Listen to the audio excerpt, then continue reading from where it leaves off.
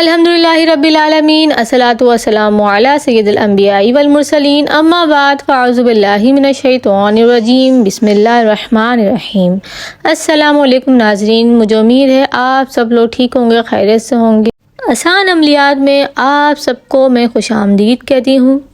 آج بہت ہی پیارا واقعہ مولا علی کا ہم بتائیں گے آپ کو، لیکن اس سے پہلے میں کہنا چاہوں گی کہ اگر آپ میرے چینل پہ فرسٹ ٹائم وزٹ کر رہے ہیں تو میرے چینل کو سبسکرائب کر دیں اور بیل آئیکن کے بٹن کو پریس کر دیں۔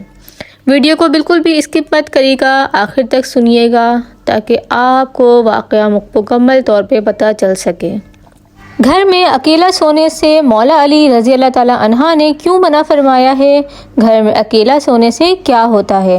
مولا علی کا فرمان یہ ایک دفعہ آپ سن لو اور اپنے دوستوں کے ساتھ بھی آپ شیئر کریں، کیونکہ مولا علی رضی اللہ تعالیٰ عنہ کے اس فرمان کو سننے کے بعد آپ کبھی بھی گھر میں اکیلا نہیں سوئیں گے۔ اس لیے آپ اس کو ایک بار ضرور اینڈ تک آپ سنیے گا، بالکل بھی ویڈیو کو اسکپ نہیں کریے گا۔ ایک شخص مولا علی رضی اللہ تعالیٰ عنہ کے پاس آیا اور کہنے لگا، یا علی، میرے بچے کو جنات پڑ گئے ہیں، مجھے سمجھ ہی نہیں آ رہا کہ میں کیا کروں۔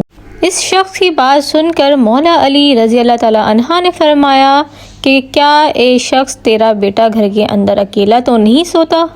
تو اس شخص نے اس بات کو سننے کے بعد جواب دیا کہ جی ہاں، ایسا ہی ہے، میرا بیٹا گھر کے اندر اکیلا ہی ہوتا ہے، میں اور میری بیوی گھر کے کاموں کے لیے نکل جاتے ہیں تو بچہ گھر میں اکیلا ہی ہوتا ہے۔ یہ بات سن کر مولا علی کہنے لگے کہ بس یہی وجہ ہے تیرے بیٹے کا اکیلا گھر میں ہونا، جنات کو اپنی طرف کھینچ لیتا ہے، کیونکہ جنات وہیں جاتے ہیں جہاں شخص اکیلا بیٹھا ہو۔